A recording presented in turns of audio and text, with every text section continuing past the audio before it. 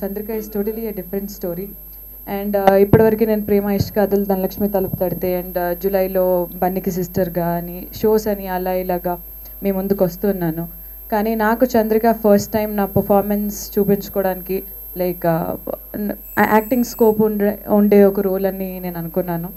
So నాకు వీలైనంత 100% నేను చేయడానికి ట్రై చేశాను. అండ్ ఈరోజు థియేటర్స్లో అక్కడ కన్నడలోనూ ఇక్కడ తెలుగులోనూ రిలీజ్ అయింది. బెంగళూరులో కూడా రిలీజ్ అవుతుంది కాబట్టి కామ్నా జట్మలిని కానివ్వండి లేదా జేకే కార్తిక్ అక్కడ కన్నడ హీరో ఇక్కడికి రావడం జరగలేదు. అండ్ డైరెక్టర్ యోగేష్ గారు కూడా హైదరాబాద్ నుంచే కానీ అక్కడ సెటిల్ అయిపోయి ఉన్నారు బెంగళూరులో కాబట్టి కన్నడ ప్రమోషన్స్ అక్కడ చూసుకున్నారు. అండ్ నేను మీ తెలుగు అమ్మాయిని కాబట్టి ఇక్కడ తెలుగు సైడ్ నేను ఇక్కడ ప్రమోషన్స్ కానివ్వండి ఇలా మీడియా ముందుకు రావడం కానివ్వండి చేస్తున్నాను. సో ఈరోజు రిలీజ్ అయింది కాబట్టి ఇంకా టాక్ అనేది మీ నుంచి అండ్ ఆల్సో ఆడియన్స్ నుంచి వస్తే ఎలా ఉంటుందని తెలుసుకోవడానికి నేను కూడా చాలా ఈగర్లీ వెయిట్ చేస్తున్నాను. అండ్ ఇప్పుడు మళ్ళీ నేను థియేటర్స్కి వెళ్ళి చూడాలి రెస్పాన్స్ ఎలా ఉంటుందో అండ్ ఆల్.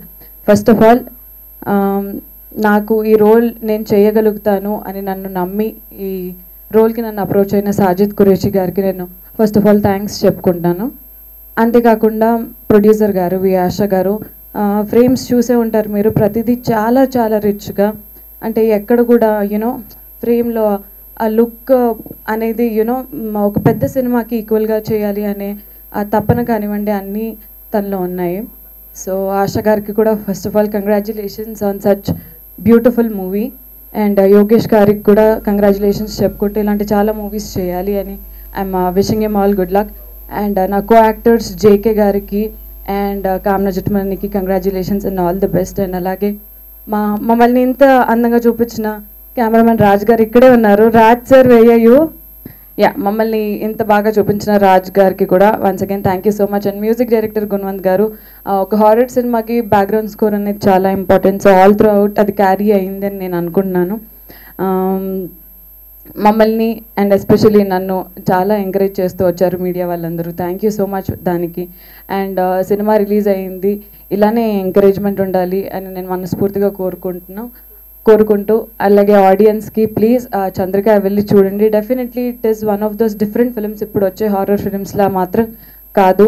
అండ్ పర్ఫార్మెన్స్ కానివ్వండి, సాంగ్స్ కానివ్వండి, కామెడీ సత్యం రాజేష్ గారు కానివ్వండి, అన్ని ఎమోషన్స్ ఉన్న మూవీ కాబట్టి మీకు ఖచ్చితంగా నచ్చుతుందని అనుకుంటున్నాను. వన్స్ అగైన్ చంద్రిక టీం అందరి తరపు నుంచి మీ అందరికీ పేరు పేరున thank you so much. And thank you. Dubbing నేను చెప్పలేదండి, ఎందుకనేసి అంటే